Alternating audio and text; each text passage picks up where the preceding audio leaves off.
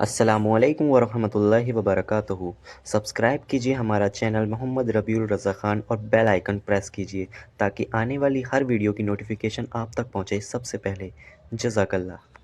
दुरूद पाक पढ़ने के बेशुमार फ़ज़ाइल व बरक़ात हैं। वैसे तो जिस दिन भी दुरूद पढ़ें, जिस रात भी दुरूद पढ़ें, बरकतें ही बरकतें हैं। इमाम मोहम्मद बिन मोहम्मद ग़ज़ाली अलैहि रहमतुल्लाहि वाली लिखते हैं कि जो बंदा रमज़ान मुबारक की पहली रात 2 रकात पढ़े, हर रकात में सूरह फ़ातिहा के बाद एक मरतबा सूरह फ़तह पढ़े, इज़ा जाअ नस्रुल्लाहि वल फ़त्ह, की पूरी सूरह, और सलाम फेरने के बाद 10 बार सूरह क़द्र पढ़े। फिर रसूल ज़ीशान मक्की मदनी सुल्तान सल्लल्लाहु तआला अलैहि वसल्लम पर 10 मरतबा दुरूद पाक भेजे, तो उसे मरने से पहले 2 में से एक फजीलत नसीब हो जाएगी। और ये जो 2 इनाम है ना, जिन दोनों में से कोई एक मिलेगी, ये दोनों ही बड़े कमाल के हैं। फरमाया या तो उस बंदे को ख्वाब में अल्लाह ताला का दीदार नसीब हो जाएगा, हाय हाय, और फरमाया दूसरी क्या है, या फिर दूसरी फजीलत उसको ये मिलेगी कि वो शब कदर को हासिल कर लेगा।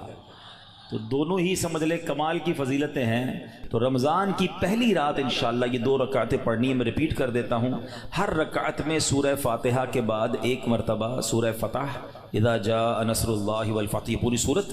और जब पूरी कर ले 2 रकात तो 10 बार सूरह क़द्र, इन्ना अंज़लनाहु फ़ी लैलतिल क़द्र, ये पूरी सूरत। और उसके बाद 10 मरतबा दुरूद पाक पढ़ने हैं।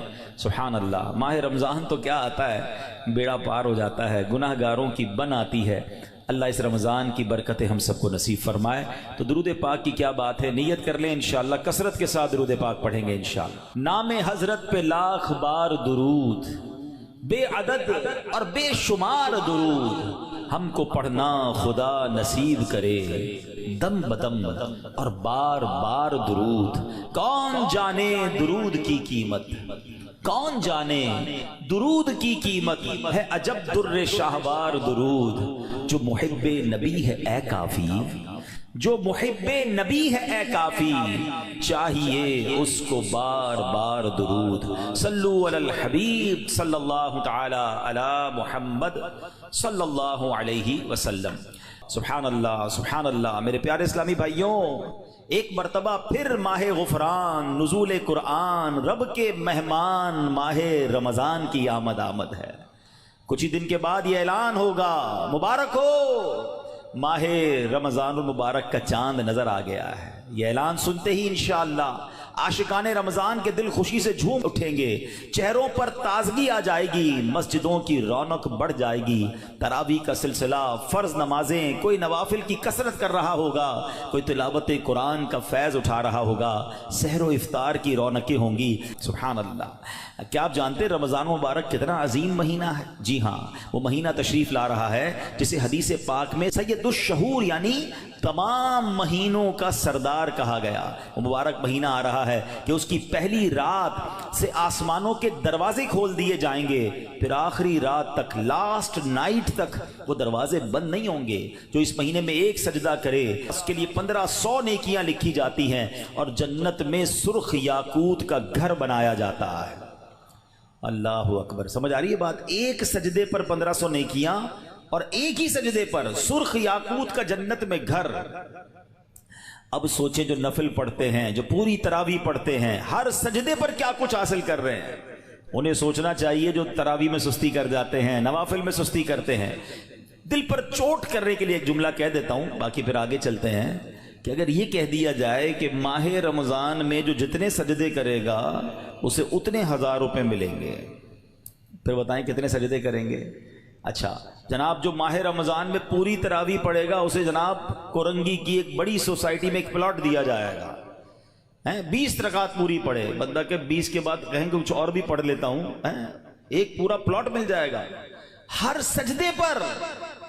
कराची में नहीं, पाकिस्तान के पोश एरिया में नहीं, जन्नत में सुर्ख याकूत का घर दिया जा रहा है। तो कितने सजदे करने चाहिए रमजान में? वारे न्यारे हो गए ना, इतना आसान। सुभान अल्लाह। और सुनो, वो महीना आ रहा है कि जो माह रमजान का पहला रोजा रखता है इसके पिछले गुनाह मुआफ कर दिए जाते हैं। सुबह से शाम तक 70,000 फरिश्ते उसके लिए दुआए मगफिरत करते हैं।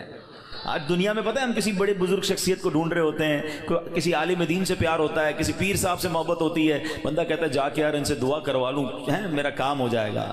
اللہ کے فرشتے، اور وہ بھی کتنے، 70,000 صبح سے شام تک روزہ دار کے لیے دعائیں کر رہے ہیں، سبحان اللہ، جس میں نفل کا ثواب فرض کے برابر، فرض کا ثواب 70 گنا بڑھا دیا جائے گا۔ رمضان مبارک کی جب پہلی رات آتی ہے، اللہ پاک اس امت کی طرف نظر رحمت فرماتا ہے، اور جس پر اللہ نظر رحمت فرمائے اسے کبھی عذاب نہ دے گا۔ اس سے کیا پتہ چل رہا ہے؟ 2-3 باتیں آ گئی ہیں کہ پہلی رات بڑی امپورٹنٹ ہے، آخری رات تو ہے ہی امپورٹنٹ، وہ بعد میں بتاؤں گا، مگر چونکہ ابھی پہلی رات آنے والی ہے نا، first night of Ramzan is very important. آپ نے سنا اس رات ہمیں یہ 2 رکعتیں پڑھنی ہیں، پھر فرمایا اس رات اللہ جس پر نظر رحمت فرمائے گا اس پر کبھی عذاب نہیں ہوگا، اور پھر کیا فرمایا کہ پہلی رات آسمانوں کے دروازے کھول دیے جاتے ہیں، سبحان اللہ۔ تو یہ خاص رات ہے، فرمایا اس مبارک مہینے میں بخشش کے پروانے بانٹے جائیں گے۔ کون سا وقت بڑا سینسٹیو ہے؟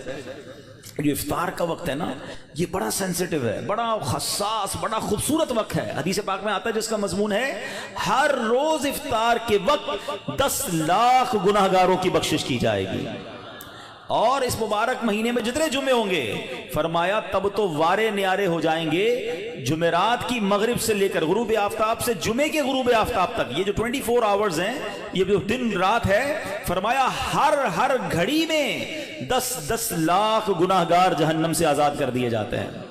اور وہ بھی کون سے؟ جن پر جہنم واجب ہو چکی تھی، گناہوں کی وجہ سے جن پر جہنم واجب ہو گئی، وہ گناہگار بخشے جائیں گے۔ اللہ اکبر۔ اب سوچو یہ رمضان کیسا مہینہ ہے، اس کی کتنی خوشی ہونی چاہیے، کتنی پریپریشن ہونی چاہیے۔ افطار کا وقت تو اتنا نازک وقت ہے کہ 10 لاکھ بخشے جا رہے ہیں۔ ہم افطار میں کس کام میں لگے رہتے ہیں؟ بھائی سموسے آگے کے نہیں آئے، پکوڑے آگے کے نہیں آئے، شربت کہاں ہے، دہی بلے کہاں ہیں، فلاں چیز کہاں ہے، گھر میں ایک افراتفری مچی ہوئی ہوتی ہے۔ پلیز ٹرائی ٹو انڈرسٹینڈ، یہ افطار کا وقت مانگنے کا وقت ہے، گر گڑانے کا وقت ہے، آنسو بہانے کا وقت ہے کہ مولا آج 10 لاکھ بخشے جا رہے ہیں، ان بخشے جانے والوں میں میرا بھی نام لکھ دے۔ کاش سارے اپنے گھر والوں کو بھی کہہ دیا کرو کہ چھوڑ دیں کچن کے کام، ہم بیٹھ جائے، جو ہو گیا تیار ٹھیک ہے، یہ آخری 10-15 منٹ۔ اور سبحان اللہ، کراچی والوں کو تو اور فائدہ یہ ہے کہ عین اسی وقت عالمی مدنی مرکز میں ایک عجب سما ہوتا ہے، ایک آنسوؤں کی برسات ہے، ایک دعاؤں کا سلسلہ ہے۔ ہمارا تو ٹائم بھی میچ ہوتا ہے نا، پنجاب والے یا دنیا کے دوسرے ملکوں والوں کا وہ افطار کا وقت نہیں ہوتا، ہمارا تو ایگزیکٹ افطار کا وقت وہی ہوتا ہے۔ تو کیا ہی اچھا ہو کہ باپ بھی بیٹھا ہو، ماں بھی بیٹھی ہو، بچے بھی بیٹھے ہوں اور ہاتھ اٹھے ہوئے ہوں، اور اللہ کی بارگاہ میں التجائیں ہوں، اے اللہ ہمارا گھرانہ تیرے دربار میں حاضر ہے، اے اللہ افطار کا وقت ہے، 10 لاکھ بخشے جائیں گے، اس بخشے جانے والوں میں ہماری فیملی کا، ہمارے گھر بار کا نام لکھ دے۔ اے میرے اسلامی بھائیوں، کچھ ایسا انتظام گھر میں کریں کہ 10-15-20 منٹ پہلے آپ سارے کاموں سے فارغ ہو جائیں، اب دعاؤں میں گزاریں، افطار سے پہلے بھی دعا کریں، مگر جو خاص مقبولیت کی گھڑیاں ہیں وہ عین افطار کے بعد ہیں۔ افطار میں لگ جاتے ہیں ہم، کوئی کھجور کھا لی، پانی پی لیا، دوبارہ ہاتھ اٹھائیں، دوبارہ مانگیں، یہ وقت ہے مانگنے کا، یہ قبولیت کی گھڑیاں ہیں۔ اللہ کرے کہ ہم ان لمحات کو پراپر انداز میں، صحیح انداز میں گزارنے میں کامیاب ہو جائیں۔ اپنے دل میں خوشی داخل کیجئے، پریپریشن کیجئے، تیاری کیجئے۔ آپ کے گھر پہ جیسا مہمان آتا ہے آپ ویسی تیاری کرتے ہیں نا، کوئی دور کا مہمان، نارمل مہمان، آپ نارمل سی تیاری کرتے ہیں، اسپیشل مہمان آپ اسپیشل تیاری کرتے ہیں۔ کچھ مہمان ایسے ہوتے ہیں جن کے آنے کے لیے انتظار ہوتا ہے، یقین نہیں آتا وہ ہمارے گھر آ رہے ہیں، بندہ گھر بھی سجاتا ہے، صفائی بھی کرتا ہے، خوشبو بھی لگاتا ہے، اچھے اچھے کھانے بناتا ہے، مہمان کی تیاری ہے نا۔ تو رمضان یہ رب کی طرف سے ہمارے لیے مہمان آ رہا ہے، ہماری بخشش کروانے آ رہا ہے، ہمیں اپنے آپ کو سجانا ہے، اپنے کردار کو سجانا ہے، اپنی صحت کا بھی اس لیے خیال رکھو کہ میں اب ایسے الٹے سیدھے کھانے نہ کھاؤں رمضان سے پہلے۔ پتہ ہے جس کی شادی ہونے والی ہوتی ہے تو دولہے کو لوگ کہتے ہیں بھائی ذرا خیال رکھنا، شادی والے دن ہی بیمار مت ہو جانا، ایک ہفتہ پہلے سے احتیاط کرواتے ہیں، زیادہ سفر نہیں کرواتے، زیادہ تھکن والا کام نہیں کرواتے۔ تو کیا ہی اچھا ہو کہ ماہ رمضان سے پہلے ہم اپنی صحت کا خیال رکھیں، تھوڑا سا ریسٹ کریں، مجھے روزے رکھنے ہیں، مجھے انشاءاللہ تراویحاں پڑھنی ہیں، اپنے کام کاج کو موڈیفائی کریں۔ آپ بہت بیزی رہتے ہیں کاروبار میں، نوکری میں، تو کوشش کریں کہ کوئی ایسی ترتیب بنائے کہ میرا کچھ کام کم ہو جائے تاکہ میں روزے رکھ سکوں، میں عبادت کر سکوں۔ ساری زندگی پڑی ہے کام کرنے کے لیے، لیکن عجیب بات پتہ ہے کیا ہے، اس وقت 2 قسم کی تیاریاں ہو رہی ہیں۔ ہوں گے کچھ نیک لوگ جو انشاءاللہ عبادت کی تیاریاں، تلاوت کی تیاریاں، خوب روزے، تراویح اور اس کے بارے میں سوچ رہے ہوں گے، मगर कुछ लोग वो हैं जो इस वक्त स्टॉक जमा कर रहे होंगे, कारोबार कैसे चमकाना है, कौन सी आइटम का रेट बढ़ जाएगा है? वो कारोबारी लोग पैसे कमाने की तैयारी कर रहे होंगे। कुछ घर वाले वो होंगे जो ये सोच रहे होंगे भाई रमजान में पकाना क्या है, खाना क्या है, कौन सी आइटम लेनी है। रमजान खाने पीने के लिए नहीं आता। अच्छा वैसे बड़ी अजीब बात है, जरा सोचें आप कि माह रमजान में हम रोजे रखते हैं, लॉजिकली तो समझ ये आता है कि हमारा वजन थोड़ा कम हो जाना चाहिए, हम थोड़े स्मार्ट हो जाएं, मगर कई लोग वो हैं जिनका रमजान में वजन बढ़ जाता है। क्यों भाई? इसलिए कि सहरी में ज्यादा खाते हैं, पूरा दिन रोजा रखना है, रात ज्यादा इसलिए खाते हैं कि पूरा दिन रोजा रखा था, फिर 2 बार और खाते हैं कि कल फिर रोजा रखना है। तो आम दिनों में 2 बार खाते हैं, रमजान में 4-5 बार खाते हैं, और वो खाते हैं जो नहीं खाना चाहिए। पूरा साल जो चीज नहीं खाते वो रमजान में खाते हैं, फिर मोटे हो जाते हैं, तबीयत खराब हो जाती है, गले खराब हो जाते हैं। नहीं, माह रमजान तो कम खाने का महीना है, फ्रेश होने का महीना है। लेकिन हमारे यहाँ तो फेस्टिवल, अगर मैं कहूँ किसी को कि किसी गैर मुस्लिम को अगर रमजान में दौरा करा दिया जाए पाकिस्तान के मुख्तलिफ शहरों का और कहें बताओ क्या क्या आपने देखा, तो कहेगा लगता है मुसलमानों का कोई खाने पीने का त्यौहार आ रहा है। कि मैं जिस मिठाई की दुकान पे गया वह रश था, जिस पकौड़े की दुकान पे गया वह लाइनें लगी हुई थी इफ्तार से पहले, और बोर्ड लगे हुए थे सहरी ऑफर, इफ्तार ऑफर। तो लगता है मुसलमानों का कोई खाने पीने का सालाना त्यौहार आता है। कितनी अजीब बात है यार, जिस महीने में पूरा दिन खाने पीने से रुकना है, उस महीने में सारा दिन रात खाने पीने की बातें हो रही होती हैं। मुझे बताए ना, हम अब दोस्त आपस में मिलते हैं क्या बात करते हैं, यार सुनाओ आज सहरी कहां करनी है, अच्छा भाई इफ्तार कहां करना है, रात किधर चलना है खाने के लिए। अरे भाई ये बात कौन करेगा, तरावी किधर पढ़नी है आज, तिलावत किधर करनी है, तहज्जुद कहां पढ़नी है, इल्म दीन की महफिल किधर सजी हुई है, जिक्र अस्कार में आज बैठ के किधर करना है, आज मिलके अल्लाह की बारगाह में गिड़गिड़ा कर दुआएं कहां करनी, ये गुफ्तगू क्यों नहीं होती। माह रमजान तो नेकियों का अजर बढ़ा दिया गया, मगर दिमाग में एक ही बात घूम रही होती है, या दूसरी आजकल खेलकूद शुरू हो गया रमजान में। ऐसा ना करें। माह रमजान के कैसे कैसे फजाइल हैं, जरा सुनिएगा। मेराज शरीफ की रिवायात में है, मेराज के दूल्हा मक्की मदनी मुस्तफ़ा सल्लल्लाहु ताला अलैहि वसल्लम ने सिदरतुल मुंतहा के करीब एक फरिश्ता देखा। आप फरमाते लम अरा मिथलहू, यानी ऐसा निराला फरिश्ता मैंने कभी नहीं देखा। नबी पाक फरमा रहे, तो आप फरमाते हैं कि मैंने ऐसा निराला फरिश्ता तो कभी नहीं देखा था। ये जब तस्बीह करता था तो उसकी ऐसी खूबसूरत आवाज थी कि उस आवाज से अर्श भी झूम उठता था। मैंने जिब्रील से पूछा अय्यु खल्की हादा, ऐ जिब्रील ये कौन सी मखलूक है।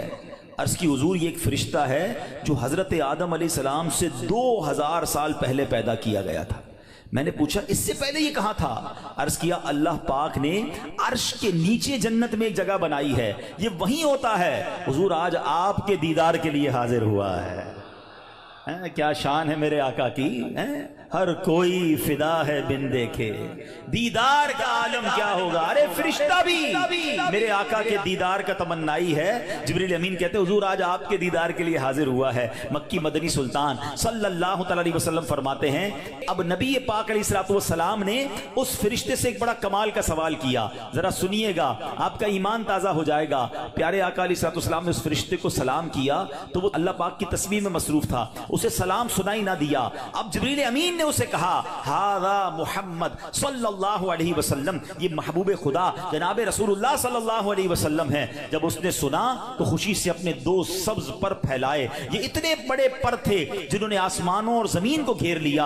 अब उसने मुझे, नबी पाक फरमाते हैं, मुझसे गले मिलने की सादत हासिल की, अदब से बोसा भी दिया। फिर अर्ज की या रसूलल्लाह सल्लल्लाहु अलैहि वसल्लम, आपके लिए गुड न्यूज है, आपके लिए खुशखबरी है कि अल्लाह पाक ने माह रमजान के सदके आपकी उम्मत की बख्शिश फरमा दी है। उस फरिश्ते ने नबी पाक को अर्ज की कि हुजूर आपकी उम्मत को अल्लाह ने माह रमजान के सदके बख्श दिया है। सुभान अल्लाह। नबी हाशमी सल्लल्लाहु अलैहि वसल्लम मजीद फरमाते हैं, उस फरिश्ते के सामने 2 संदूक रखे हुए थे जिन पर हजारों ताले लगाए हुए थे। मैंने पूछा इन संदूकों में क्या है। उस फरिश्ते ने अर्ज की इन संदूकों में आपकी उम्मत के रोजादारों के लिए जहन्नम से आजादी के परवाने हैं।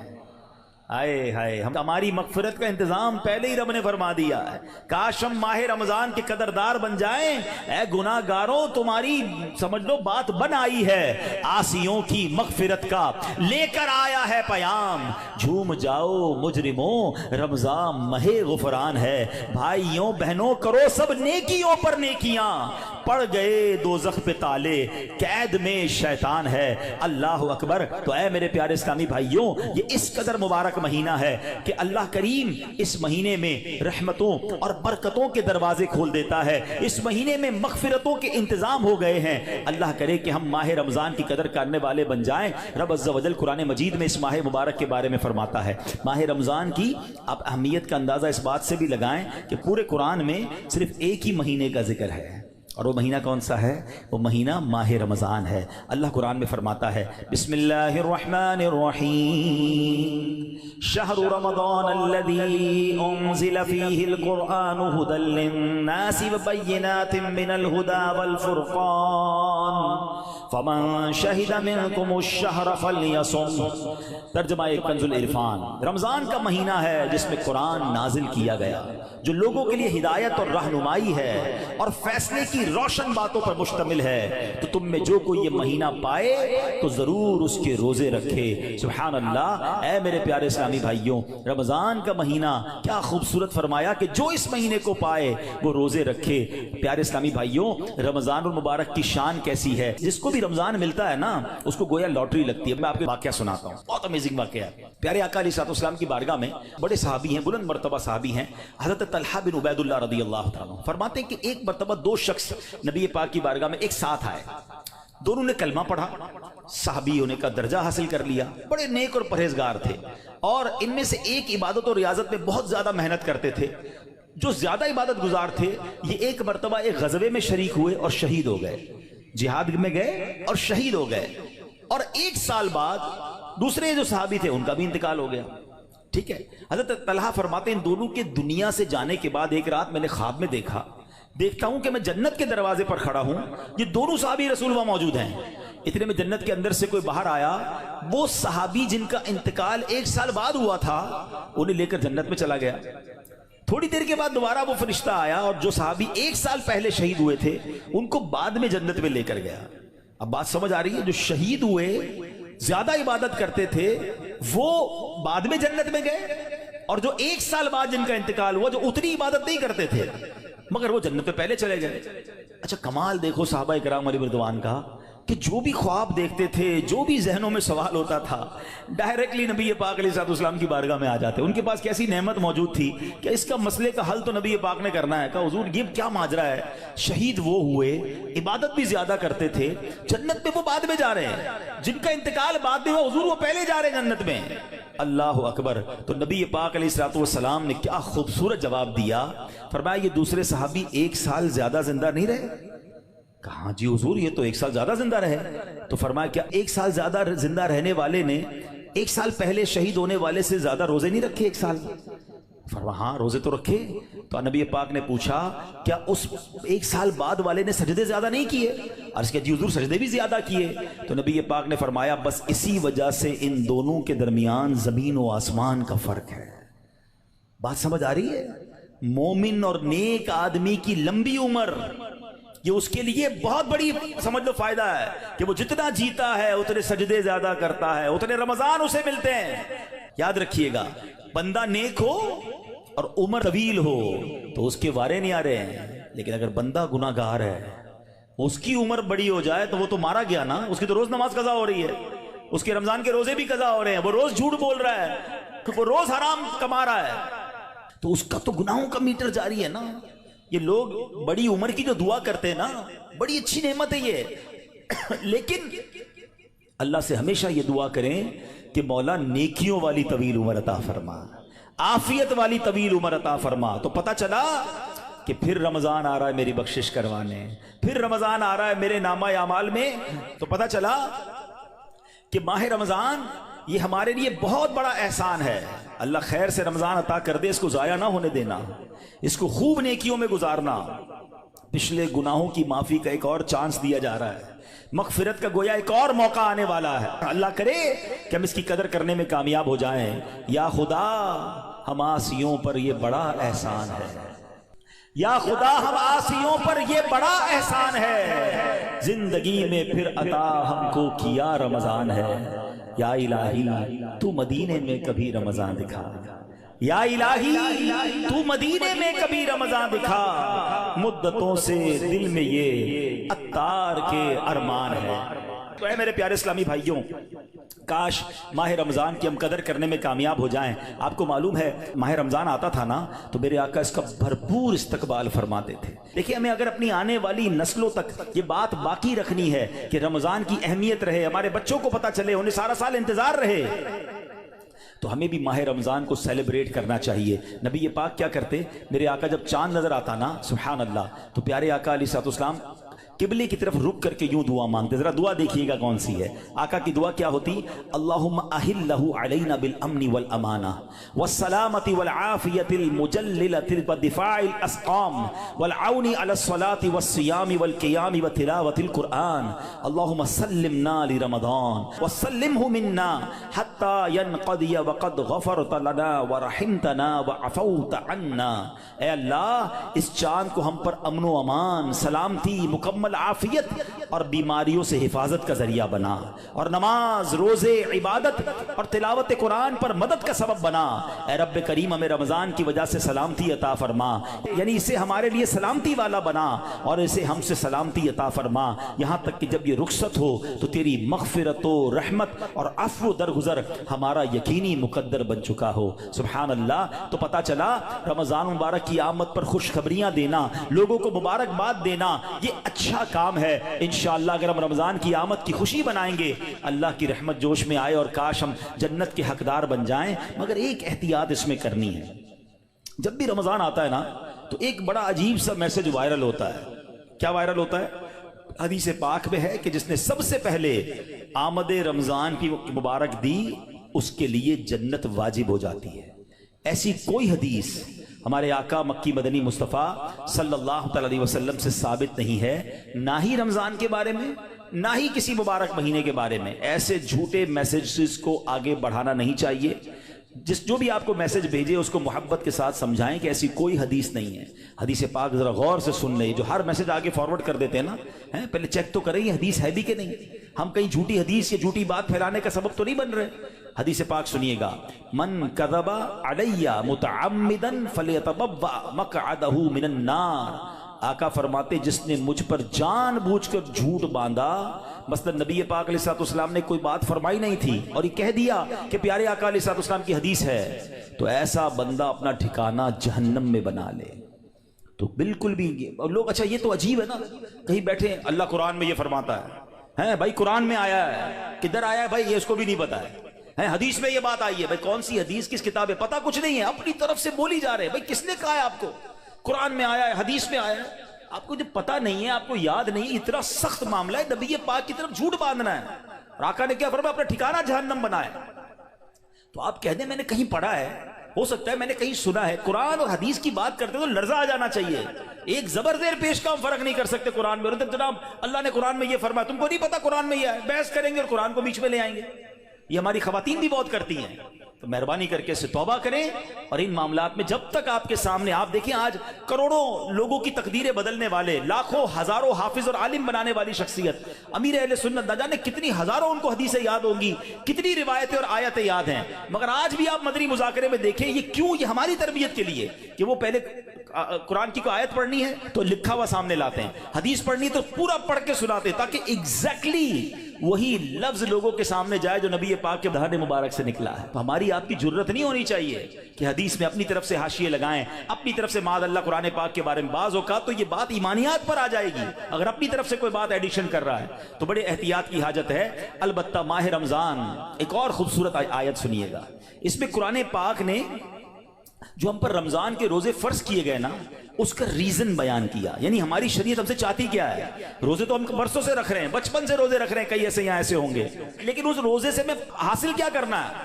قرآن کیا فرماتا ہے سنو، اللہ قرآن میں فرماتا ہے، یا ایھا الذین آمنوا کتب علیکم الصیام کما کتب علی الذین من قبلکم، اے ایمان والو تم پر روزے فرض کیے گئے جیسے تم سے پہلے لوگوں پر فرض کیے گئے تھے، مگر آگے ریزن بتایا گیا کیوں کیے گئے، لعلکم تتقون، قرآن کہتا ہے تاکہ تم پرہیزگار بن جاؤ۔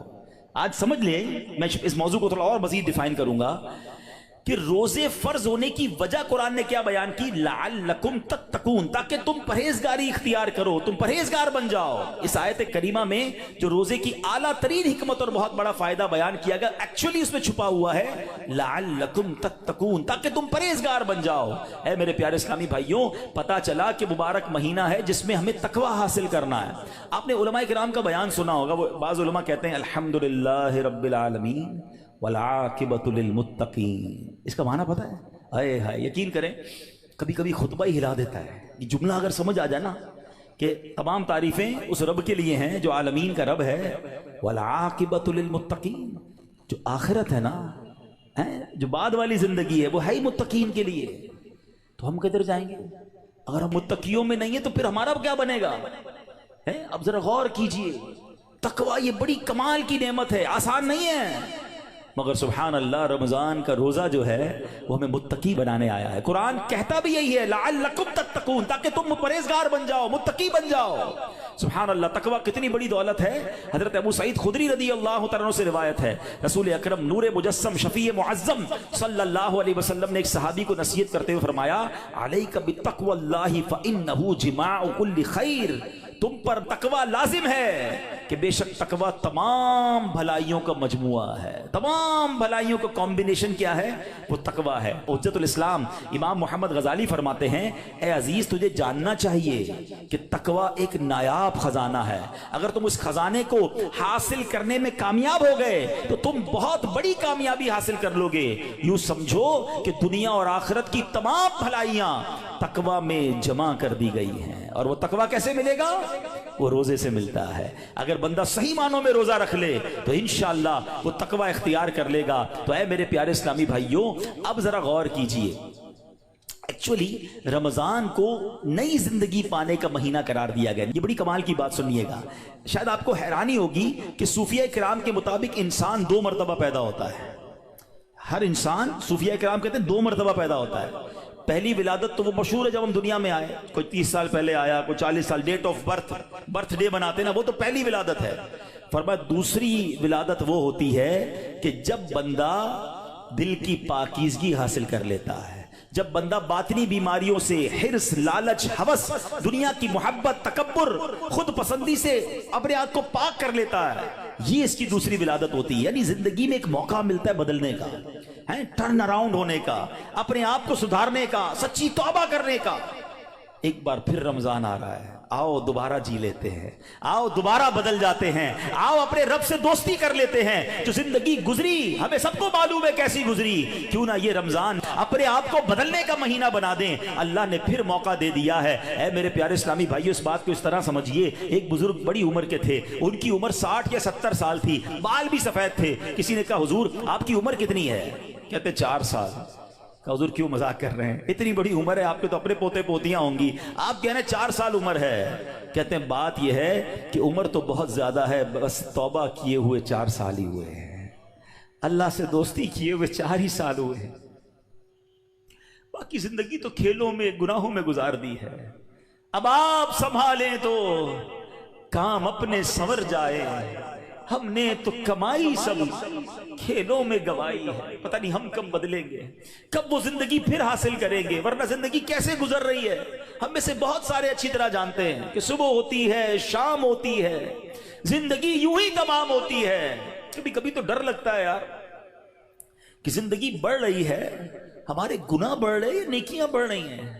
کبھی سوچے تو صحیح، کوئی بیلنس شیٹ تو بناؤ کہ ہر گزرنے والا دن ہم اپنی موت کے قریب ہو رہے ہیں۔ یہ جو برتھ ڈے پر خوشی بناتے ہیں ان کو سوچنا چاہیے، میں نہیں کہتا ناجائز ہے، لیکن جس کی 20 سال کا ہو گیا، 25 سال، 30 سال، آپ سمجھ رہے ہیں آپ آگے بڑھ رہے ہیں، آپ موت کے قریب ہو رہے ہیں، ایک زندگی کا سال کم ہو رہا ہے، ہر گزرنے والا دن ہم قبر کے قریب ہو رہے ہیں۔ عقل کیا کہتی ہے کہ جو قبر کے جتنا قریب ہوتا جائے اسے نیکیاں اور بڑھانی چاہیے، مگر ہمارا تو ماجرا ہی الگ ہے۔ اعلیٰ حضرت کہتے ہیں نا، نفس یہ کیا ظلم ہے جب دیکھو تازہ جرم ہے، نفس یہ کیا ظلم ہے جب دیکھو تازہ جرم ہے، نہ تمہاں کے سر پہ اتنا بوجھ بھاری، واہ واہ، روز جرم، روز گناہ، روز خطائیں، ہمارا بنے گا کیا؟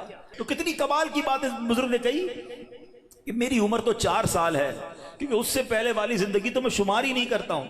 توبہ کی ہے, نمازیں شروع کر دی ہیں, اللہ کو راضی کرنے والے کام شروع کیے, یہی میری اصل زندگی ہے. تو اے میرے پیارے اسلامی بھائیوں, کاش ہمیں یہ بات سمجھ آ جائے اور ہم توبہ کرنے والے بن جائیں. اللہ پاک کے نبی حضرت عیسیٰ علیہ نبینا علیہ الصلوۃ والسلام کا فرمان ہے, لن یلج ملکوت السماوات من لم یولد مرتین, یعنی جو بندہ 2 مرتبہ پیدا نہیں ہوتا وہ آسمانی بادشاہت میں داخل نہیں ہو سکتا. یہ بزرگوں کے اقوال ملتے ہیں کہ دوسری زندگی کب ملی تمہیں؟ توبہ کے بعد والی زندگی, اللہ سے دوستی والی زندگی. اے شراب پینے والو, اے نماز قضا کرنے والو, اے حرام کام کرنے والو, اے چھپ چھپ کر گناہ کرنے والو, اے چوری کرنے والو, اے ڈاکہ ڈالنے والو, اے ماں باپ کو ستانے والو, کب تک گناہ کرو گے؟ آؤ وہ مہینہ آ رہا ہے جس مہینے میں ہمیں رب سے دوستی کرنی ہے, جس مہینے میں ہمارے دشمن, ارے ہمیں بہکاتا کون ہے؟ ابلیس نا, شیطان. اسی شیطان کو تو رمضان میں بند کر دیا جاتا ہے. کتنا ہمارے لیے کام آسان ہو گیا, بہکانے والا ہی بند ہے. اب تو توبہ کر لو, اب تو رب سے دوستی کر لو, اب تو اپنی لائف کو ریوائیو کر کے نشاط ثانیہ ایک نئی زندگی حاصل کر لو کہ چلو اس رمضان سے پہلے والی زندگی دوسری, اور اب زندگی الگ ہے. اب اللہ کی رضا والی زندگی, اب سجدوں والی, اب نماز والی, اب حلال والی زندگی ہوگی. آپ نے 2 صحابی کے واقعات سنے, 1 سال زندہ رہے زیادہ, وہ شہید سے آگے بڑھ گئے کیونکہ وہ 1 سال انہوں نے سجدوں میں, نمازوں میں, روزوں میں گزارا. ہمارا ہر سال ہمارے نہ جانے کتنے گناہوں میں اضافہ کرتا ہوگا. ہمیں یہ غور کرنا چاہیے. کاش اب زندگی کو بدلنے میں کامیاب ہو جائیں. حدیث پاک میں فرمایا, ان لکل شیء بابا وان باب العبادۃ الصیام, بے شک ہر چیز کا دروازہ ہوتا ہے اور روزہ عبادت کا دروازہ ہے. تو ہے میرے پیارے اسلامی بھائیوں, کاش ہم روزے کی اہمیت کو سمجھیں. ہمارا ایک اور بڑا پرابلم ہے, ہم نے روزے کا نام بس بھوکا پیاسا رہنے کو سمجھ لیا ہے. لوگ جناب ہمارے یہاں تو ایسے بھی لوگ پائے جاتے ہیں, بات آپ کو عجیب لگے گی. میں بہت چھوٹا تھا, ہمارے علاقے میں جب لوگ ساری رات جاگتے ہیں تو ایک صاحب کے بارے میں کسی نے عذرائے مذاق کہا کہ یہ صاحب بھونپو تو بھونپو روزہ رکھتے ہیں. میں نے کہا یہ کون سا روزہ ہوتا ہے؟ ہم جب چھوٹے تھے, اب تو پتہ نہیں وہ سائرن بجتے ہیں, بھونپو کہتے تھے اس کو, سحری کا سائرن تو افطار کا سائرن. میں نے کہا یہ کون سا روزہ ہے؟ کہ ساری رات جاگتے ہیں, سحری کر کے سو جاتے ہیں اور اب افطار میں جا کے اٹھتے ہیں. تو نہ ظہر پڑی, نہ عصر پڑی, مغرب کا بھی پتہ نہیں ہے, یہ کون سا روزہ ہے؟ صرف کیا بھوکا پیاسا ہی رہنا ہے؟ فلمیں ڈرامے دیکھ رہے ہیں لوگ, موبائل پہ گیمز چل رہی ہیں, میوزک چل رہا ہے. ہم کیوں رمضان کی نہیں سمجھ رہے؟ روزہ کس چیز کا نام ہے؟ دیکھو یہ کیسے بندے کو پلٹا دیتا ہے اگر صدق کے دل کے ساتھ روزہ رکھا جائے. حضرت شیخ ابو بکر شبلی کا واقعہ سنیے گا. کہتے ہیں اپنی زندگی کا ایک حیرت انگیز واقعہ بیان کیا آپ نے. ایک مرتبہ ایک قافلے کے ساتھ میں ملک شام جا رہا تھا, تو کہتے ہیں کہ راستے میں اچانک ڈاکوؤں کی جماعت نے ہمارے قافلے پر اٹیک کیا اور قافلے والوں کا ساز و سامان لوٹ کر اپنے سردار کے سامنے ڈھیر کر دیا. جانچ پڑتال کرنے لگے, ایک شخص کے سامان سے بہت ساری شکر اور بادام نکلے. ڈاکو تو ڈاکو ہوتے ہیں, انہوں نے جناب کہا چلو مال بھی ملا اور پیسے کھانا بھی ملا, تو سب نے شکر اور بادام کھانا شروع کر دی. مگر میں نے دیکھا کہ ڈاکوؤں کا سردار کھا نہیں رہا کچھ. تو شیخ ابو بکر شبلی کہتے ہیں بھائی تم کیوں نہیں کھا رہے؟ لوٹ تو لیا ہے, سب کھا رہے, تم خاموش ہو. تو کہتا ہے میرا روزہ ہے. شیخ ابو بکر شبلی کہتے ہیں کہ ایک طرف تو لوگوں کا مال لوٹ رہے ہو, لوگوں سے پیسے لوٹ رہے ہو, اور تم روزہ بھی رکھے ہوئے ہو, یہ کیا بات ہوئی؟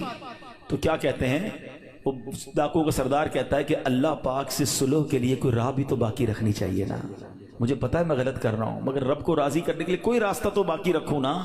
اللہ اکبر. وہ کہتے ہیں مجھے تو, شیخ ابو بکر شبلی کہتے ہیں میں تو بات بھول گیا, مگر کچھ عرصے کے بعد میں نے مکہ مکرمہ میں اسی ڈاکوؤں کے سردار کو دیکھا. اس کے چہرے پر عبادت کا نور تھا, مجاہدات کی وجہ سے اس کا جسم کمزور پڑ چکا تھا, وہ احرام باندھے طواف کعبہ میں مصروف تھا.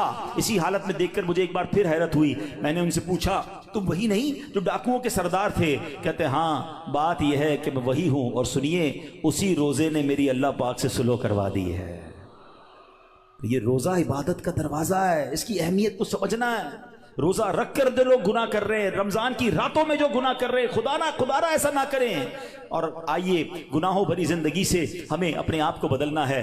صحابی رسول حضرت جابر بن عبداللہ کا کمال کا فرمان ہے. میں نے خود زندگی میں پہلی بار جملہ پڑھا, لیکن کیا کمال کی بات آپ فرماتے ہیں. آپ فرماتے لا تجعل یوم صومک و یوم فطرک سواء. فرماتے تمہارے روزے کا دن اور بغیر روزے کا دن, ان دونوں کو ایک جیسا مت رکھو. بات بڑی پتے کی ہے. تم بغیر روزے کے جیسے ہوتے ہو, روزے میں بھی ویسے ہی ہو. روزے کا دن الگ ہونا چاہیے، اس دن عبادتیں زیادہ ہونی چاہیے، اس دن گناہوں سے بدلنا ہونا چاہیے، اس دن میرے اندر اور تبدیلی آنی چاہیے۔ کاش آنکھوں کا روزہ ہو کہ میری آنکھیں حرام نہ دیکھیں، کاش زبان کا روزہ ہو کہ میری زبان جھوٹ نہ بولے، کسی کا دل نہ دکھائے، کاش میرے ہاتھ بھی روزے میں ہوں، یہ ہاتھ کسی ظلم کی طرف نہ بڑھیں، کاش میرے پیر بھی روزے والے ہوں، یہ پیر مجھے کسی حرام کے اڈے کی طرف نہ لے جائیں۔ اللہ کرے کہ صرف بھوکا پیاسا نہیں، ہم اپنے پورے جسم کا روزہ رکھیں، اپنے کردار کا روزہ رکھیں، میری ذات سے کسی کو تکلیف نہ پہنچے۔ اور سچی بات بتاؤں، روزہ تو بہت سارے لیسن دیتا ہے۔ تقوی کی بات ہو رہی ہے نا، ایکچولی تقوی کی شاندار پریکٹس بھی ہمیں روزہ کرواتا ہے۔ مجھے بتائیے، جب ہم روزہ رکھتے ہیں اور افطار کا وقت قریب آنے والا ہوتا ہے، لاکھوں کروڑوں لوگ روزہ رکھتے ہیں پوری دنیا میں، اب دیکھیں تو اربوں لوگ روزہ رکھتے ہیں، کوئی ایک اسلامی بھائی، بچہ بچی مجھے بتا دیں، اسلامی بھائی اسلامی بہن، کہ جو روزے سے پہلے چپکے سے گھر میں جائے، کوئی دیکھنے والا نہ ہو اور کچھ کھانا پینا کھا لے۔ آپ کے ساتھ کئی بار ایسا ہوا ہوگا کہ افطار سے پہلے آپ گھر گئے ہوں گے، گھر میں کوئی نہیں ہے، آپ نے فریج کھولا ہوگا، کوئی ٹھنڈا شربت پڑا ہوا ہے، فروٹ کٹا ہوا ہے، گھر میں پانی کا جگ بھی پڑا ہوا ہے، آپ کو پیاس بھی لگ رہی ہے، گھر میں کوئی بھی نہیں ہے، کوئی ایک ایسا جس نے چپکے سے پانی پی لیا ہو۔ جب کوئی نہیں دیکھ رہا، بھائی کیوں نہیں پیا آپ نے؟ تو آپ کیا جواب دیں گے؟ کون دیکھ رہا ہے؟ اللہ دیکھ رہا ہے، ایسا ہی ہے نا؟ اچھا یہ تو چلے کھانے پینے کی بات ہے، ہم افطار سے پہلے عصر کی نماز پڑھ رہے ہیں، حلق خشک، تھکے ہارے، وضو خانے پر گئے، وضو کر رہے ہیں، جب کلی کرتے ہیں تو ہمارے منہ میں پانی آ چکا ہے، منہ اور حلق میں کتنا فاصلہ ہے؟ 1 انچ کا بھی فاصلہ نہیں ہے، کوئی دیکھ بھی نہیں سکتا کہ میں نے کلی کر کے پانی کتنا باہر نکالا، کتنا اندر ڈال دیا۔ تو ایک آدھا گھونٹ پی لو بھائی، کسی کو نہیں پتا چلے گا۔ تو آپ کیا جواب دیں گے؟ کون دیکھ رہا ہے؟ جواب ذرا بلند آواز سے دو نا، کون دیکھ رہا ہے؟ کمال کی بات ہے، دیکھو روزہ کیسی شاندار پریکٹس کرا رہا ہے۔ میں اکیلا ہوں، کھا پی اس لیے نہیں رہا ہوں کہ اللہ دیکھ رہا ہے۔ اور آپ کو پتہ یہی کھانا پینا سحری کا وقت ختم ہونے سے پہلے بھی حلال، افطار کا وقت ہو گیا اس کے بعد پھر حلال، صرف اس ٹائم میں نہیں کھا پی رہا، حلال چیزیں تھی روزے کی وجہ سے بعد میں رک گیا۔ تو جو رب تمہیں کھاتے پیتے دیکھ رہا ہے وہ حرام کام کرتے نہیں دیکھتا؟ اب سوچیں، یہ شاندار، ہم ہر سب جتنے مسلمان ہیں پریکٹس کرتے ہیں رمضان میں، بالکل پکی پریکٹس ہوتی ہے۔ اللہ دیکھ رہا ہے اس لیے نہیں کھاؤں گا، اللہ دیکھ رہا ہے پھر فلم کیوں دیکھتے ہو، اللہ دیکھ رہا ہے پھر حرام کیوں دیکھتے ہو، اللہ دیکھ رہا ہے تم جھوٹ کیوں بولتے ہو۔ رمضان میں بھی گناہ کر رہے ہیں لوگ، اور رمضان کے بعد تو دھڑلے سے کر رہے ہیں۔ کیا میرا رب معاذ اللہ تمہیں صرف کھاتے پیتے دیکھ سکتا ہے؟ تمہیں حرام کام کرتے ہوئے، حرام کماتے ہوئے، جھوٹ بولتے ہوئے، کسی پر زیادتی کرتے ہوئے نہیں دیکھ رہا؟ اس وقت کیوں خیال نہیں آتا اللہ دیکھ رہا ہے؟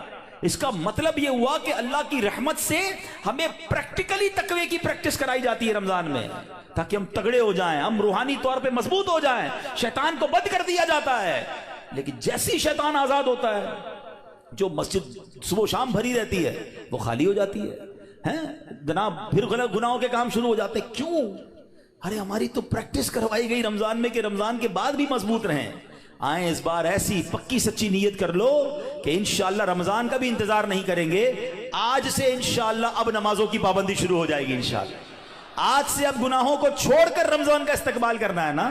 آئیے میں بتاتا ہوں وہ رمضان کیسے گزارتے تھے۔ سبحان اللہ، اللہ کے پیارے حبیب علیہ الصلوۃ والسلام جب رمضان آتا نا، بی بی عائشہ فرماتی ہے آپ کے چہرے کا رنگ بدل جاتا۔ اچھا کیوں بدلتا تھا؟ کہ خوف خدا، کہ کہیں رمضان میں حق کے بندگی ادا کرنے میں کوئی کمی نہ رہ جائے۔ یہ کس کی بات ہو رہی ہے؟ محبوب رب العالمین جناب رسول اللہ صلی اللہ تعالی علیہ وسلم، آپ کا رنگ بدل جاتا۔ کیا کبھی ایسا ہوا کہ رمضان میں ہمارے چہرے کا رنگ بدلے، کہ ہم ڈر جائیں کہ یا اللہ رمضان تو مل گیا، کہیں اس کا ادب کر سکوں گا کہ نہیں؟ ٹینشن ہی کسی کو نہیں ہے، فکر ہی کوئی نہیں ہے۔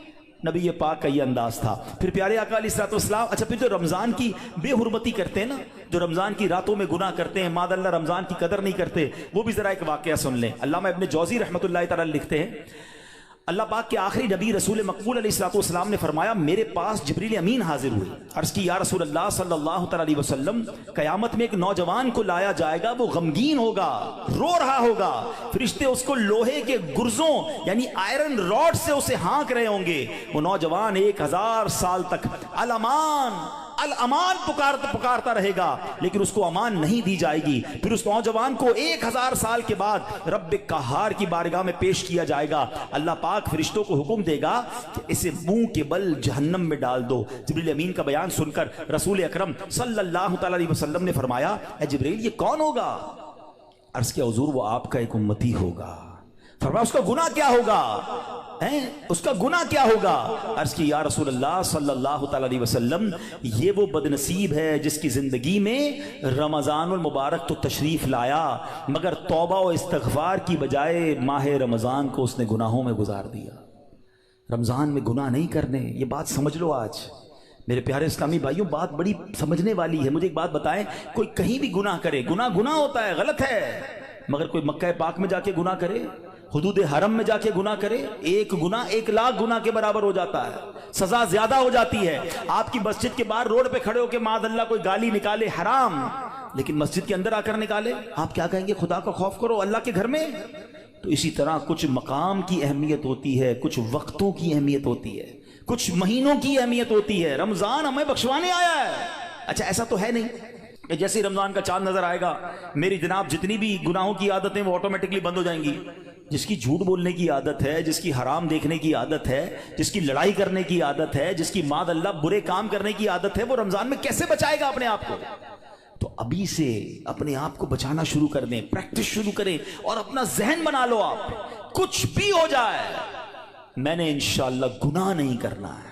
رمضان میں اپنے آپ کو گناہوں سے بچانا ہے۔ میرا موبائل اگر گناہوں کی طرف لے جاتا ہے، مجھے موبائل نہیں چاہیے، میں بھلے وہ چھوٹا والا موبائل لے لوں یا کم از کم یہ پیجز اور یہ بہت سارے جو سافٹ ویئر اپنے موبائل سے نکال دوں، کیونکہ کہیں میرا موبائل ہی مجھے گناہ نہ کروا دے۔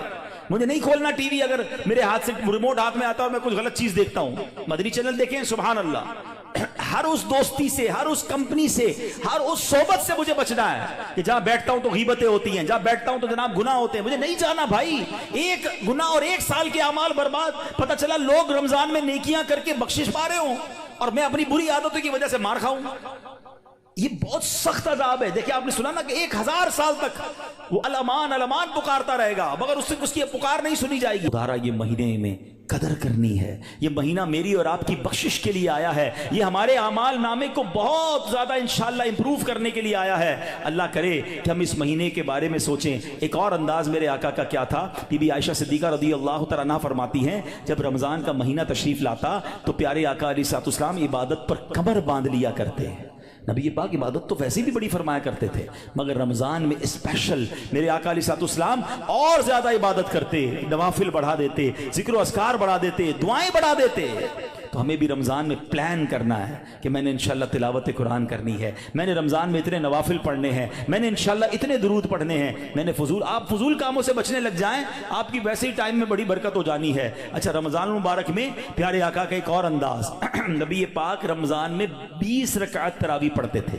یاد رہے کچھ لوگ 20 رکعت میں ڈنڈی مار رہے ہوتے ہیں، وتر بھی ادا فرماتے، 20 رکعت پوری ادا فرماتے۔ پیارے آقا نے 20 رکعت تراویح، نبی پاک نے نماز تراویح با جماعت پابندی سے ادا نہ فرمائی، صرف 2 دن ادا کی اور پھر سبحان اللہ ہم پر کتنی بڑی مہربانی کی۔ آپ فرماتے کہ اگر اس پر پابندی کی گئی تو فرض ہو جانے کا اندیشہ ہے، میری امت کے لیے دشوار ہو جاتی، اس لیے آپ نے جماعت کی پابندی نہ فرمائی، البتہ 20 رکعتیں نبی پاک نے پڑھی۔ اور پھر آپ کے بعد حضرت عمر رضی اللہ تعالیٰ عنہ نے باقاعدہ 20 رکعت نماز تراویح کی جماعت کا اہتمام کیا۔ تو آج پوری دنیا میں مسلمان تراویح پڑھتے ہیں مگر وہ لوگ ایک نیا ٹرینڈ چلا ہے، 3 روزہ تراویح، 5 روزہ تراویح، 7 روزہ تراویح۔ غلط نہیں ہے یہ، مگر اس میں ایک احتیاط یہ کرنی ہے کہ جو بھی لوگ یہ انتظام کرتے ہیں وہ حافظ صاحب سے بھی کہہ دیں اور حافظ صاحب سے بھی میری گزارش ہے کہ پراپر قرآن پڑھیں۔ ہم قرآن سننے کے لیے جمع ہوتے ہیں، کوئی ایوارڈ نہیں چاہیے اتنا آپ ماشاءاللہ 4 پارے بھی پڑھ رہے ہیں اور 10 بجے فارغ بھی کر رہے ہیں، بڑے اسپیڈ میں پڑھتے ہیں۔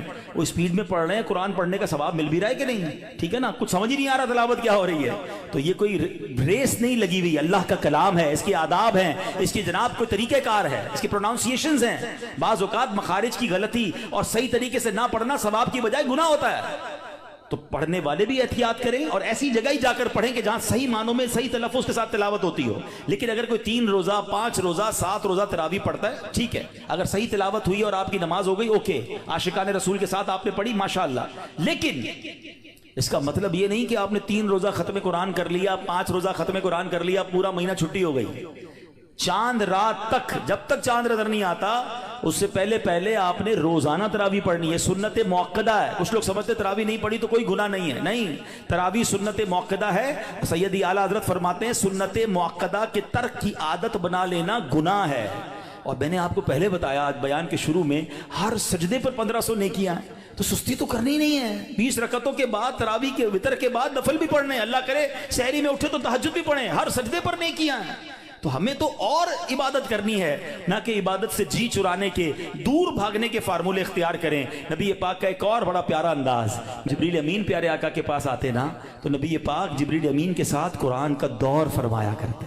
ہائے ہائے ہائے, ہم میں سے بہت سارے وہ لوگ ہیں جو تلاوت کرتے ہیں, اچھی بات ہے, مگر یہ دور والی سنت بھی عمل ہونی چاہیے. دو دوست بیٹھ جائیں, میں پہلے آپ کو قرآن سناتا ہوں پھر آپ سنائیں, اللہ کرے زبانی یاد ہو تو زبانی سنائیں, ورنہ پڑھ کے سنا دیں. گھر میں میاں بیوی کر سکتے ہیں, باپ بیٹا کر سکتے ہیں, بھائی بہن, پردے کے جو بھی معاملات فیملی کے ہیں وہ دیکھ کر اگر گھر میں بھی اپنے ساتھ بیٹھ کر دور کریں اور یاد کریں وہ کیسا منظر ہوگا جب جبریل امین اور نبی پاک قرآن کا دور فرمایا کرتے. اور ایک خاص کام نبی پاک کا یہ ہوتا کہ رمضان میں, ویسے تو میرے آقا سے بڑھ کر سخی کون ہے, مگر رمضان میں میرے آقا خوب سخاوت فرماتے, ہر آنے والے کو عطا فرماتے. راوی لکھتے ہیں ایسی سخاوت ہوتی کہ جیسے تیز آندھی چلتی ہے اس سے زیادہ نبی پاک کی سخاوت جو ہے وہ جاری رہتی. تو ہمیں بھی چاہیے کہ ماہ رمضان میں ہم سخاوت کریں, اپنے دسترخوان کو بھی وسیع کریں, اور لوگوں تک بھی جناب جو مسلمان پریشان ہیں ان تک جناب آپ مدد پہنچائیں یہاں جس سے جتنا بن سکے. ایک بات یاد رکھیے گا, جب بھی بات سخاوت کی آتی ہے نا تو ذہنوں میں یہ بات آتی ہے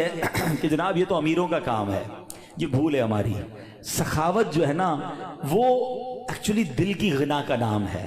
کوئی بے شک 1 روپیہ دے اللہ کی راہ میں اخلاص کے ساتھ دے, اپنی حیثیت کے مطابق دے رہا ہے, ہو سکتا ہے اس کے 1 روپیہ کسی کے لاکھ روپے سے بڑھ جائے. تو اللہ کی بارگاہ میں دل دیکھا جاتا ہے, یہ نہ دیکھو میں کتنی کوانٹٹی دے رہا ہوں, مگر آپ یہ سوچ لو کہ اپنی حیثیت کے مطابق میں نے سخاوت کرنی ہے. اور ویسے ہی لوگ بڑے پریشان ہیں, یہ دن ہے سخاوت کرنے کے, کسی کا دسترخوان اچھا کر دیں, کسی کی جناب افطاری سحری اچھی کر دیں, کسی کے بچوں کی عید اچھی کر دیں. ہمارا ایک اور بڑا پرابلم ہے کہ بعض اوقات ہم روڈ پر مانگنے والوں کو تو بہت کچھ دے رہے ہوتے ہیں, لیکن گھروں میں لوگ بڑے پریشان ہیں. تو ہمیں سفید پوش لوگوں کو تلاش کر کے, اچھا اب یہ بھی جب کہتا ہوں تو لوگ کہتے ہیں یار سفید پوش کہاں سے ملیں گے. بھائی آج کے دور میں جس کی آمدنی 40-50 ہزار سے کم ہے وہ پریشان ہی ہے, وہ ہینڈ ٹو ماؤتھ ہے, اس کا پورا نہیں ہو رہا. اللہ نے اگر کسی کو نوازا ہے تو بن مانگے. ایک بڑا عجیب انداز بھی آج ہو گیا ہے, بھائی کوئی ضرورت ہو تو مانگ لینا. کہاں سے مانگے گا جس نے ساری زندگی جمعے کی نماز پڑھ کے خود ہی کچھ نہ کچھ چندہ دیا تھا, اب اس کے پیسے کم ہو گئے ہیں, وہ کیسے مانگے گا؟ کبھی مانگا ہی نہیں اس نے. آپ کیوں کسی کو مانگنے پر مجبور کر رہے ہیں کہ مجھ سے مانگ لینا میں دے دوں گا؟ نہیں, مجھے اور آپ کو رب بن مانگے دے رہا ہے. ہم لوگوں کو کہہ رہے ہیں ہم سے مانگے. ہم خود دیکھ لینا ہمارے ملازمین میں, ہمارے پڑوسیوں میں, ہمارے رشتہ داروں میں جو اس لیول کے لوگ ہیں, اور اگر اللہ نے آپ کو دیا ہے تو بن مانگے دینے کی عادت ڈالیں. خوشی خوشی ان کے گھر پہ سامان بھجوا دیں, راشن بھجوا دیں, کیش بھجوا دیں. ان کے چہرے پہ مسکراہٹ آپ دیکھیے گا. کبھی زندگی میں وہ نہیں مانگیں گے, وہ قرضہ لے لیں گے مگر کبھی کسی سے مانگیں گے نہیں, کیونکہ مانگنا ان کو کبھی آیا ہی نہیں. اللہ ان کو کبھی مانگنے کی نوبت میں نہ لائے, اللہ ہمیں بھی نہ لائے. اللہ سے ہم دعا کرتے ہیں کہ اے مولا ساری زندگی دینے والا بنائی رکھنا, کبھی مانگنے کی نوبت نہ آئے. اللہ ہاتھ اوپر والا عطا فرما, کبھی پھیلانے والا ہاتھ عطا نہ فرما. اللہ کے آگے ہاتھ پھیلائیں گے, اللہ کبھی مخلوق کے سامنے یہ نوبت نہ لائے. لیکن ہمیں بھی یہ خیال رکھنا چاہیے کہ جن کو اللہ نے نوازا ہے وہ اپنے مسلمان بھائیوں کی خیر خواہی کریں. تو بہرحال میرے پیارے اسلامی بھائیوں, باتیں تو بڑی ہوئی کہ ماہ رمضان میں گناہوں سے بچنا ہے, ماہ رمضان میں عبادت کرنی ہے, ماہ رمضان میں تلاوت کرنی ہے, ماہ رمضان کے ایک ایک لمحے کو استعمال کریں. جیسا کہ میں نے کہا کہ افطار کا وقت بڑا مبارک ہے, اس وقت دعائیں کریں. تہجد پڑھنا بڑا آسان ہو جاتا ہے رمضان میں. جب بھی سحری کے لیے اٹھیں آپ پہلے وضو کر کے کم از کم 2 رکعت پڑھیں, کچھ دیر دعا کریں, خاص قبولیت کا وقت ہے, اور پھر آپ سحری وغیرہ گھر والے مل کر لیں. اور سبحان اللہ, پاکستان میں تو ایک اور بڑی نعمت ہمیں یہ حاصل ہے کہ دعوت اسلامی نے وہ کمال کیا, اللہ سلامت رکھے میرے پیر و مرشد کو, کیا شاندار طریقہ دیا ہے کہ جس سے ممکن ہو کہ مجھے رمضان میں گناہ نہیں کرنے. جو یہ چاہتا ہے کہ پورا رمضان میں برکتوں والا پالوں, تو کیا شاندار فارمولہ دیا کہ پورے مہینے کا اعتکاف دعوت اسلامی نے کئی سالوں سے شروع کیا ہوا ہے, اور ہزاروں ہزار اسلامی بھائی دنیا بھر میں پورے مہینے کے اعتکاف میں بیٹھتے ہیں. اور عالمی مدنی مرکز کے اعتکاف کی تو کیا بات ہے, دنیا کے کتنے ملکوں سے لوگ آتے ہیں, اور قبلہ شیخ طریقت امیر اہل سنت بھی وہاں جلوہ فرما ہوتے ہیں. تو آپ میں سے جن سے بن پڑے زندگی میں کوئی ایک رمضان تو ایسا ہو کہ ہم پورا مہینہ اللہ کے گھر میں بیٹھ جائیں. اور پھر اعتکاف کی تو کیا شان ہے, نبی پاک فرماتے ہیں من اعتکف ایمانا واحتسابا غفر له ما تقدم من ذنبه. آقا فرماتے ہیں جو ایمان کی حالت میں ثواب حاصل کرنے کے لیے اعتکاف کرے اس کے پچھلے سارے گناہ معاف کر دیے جاتے ہیں. تو آخری عشرے کے اعتکاف کی تو شان ہی نرالی ہے, پورا مہینہ نہیں تو آخری عشرے کا اعتکاف کریں. کیوں کہ ایک رات ہے, ہاں وہ بڑی کمال کی رات ہے. قرآن پاک میں رمضان کا تو ذکر آیا نا، اس رات کے لیے تو پوری سورت آئی ہے سورہ قدر کے نام سے۔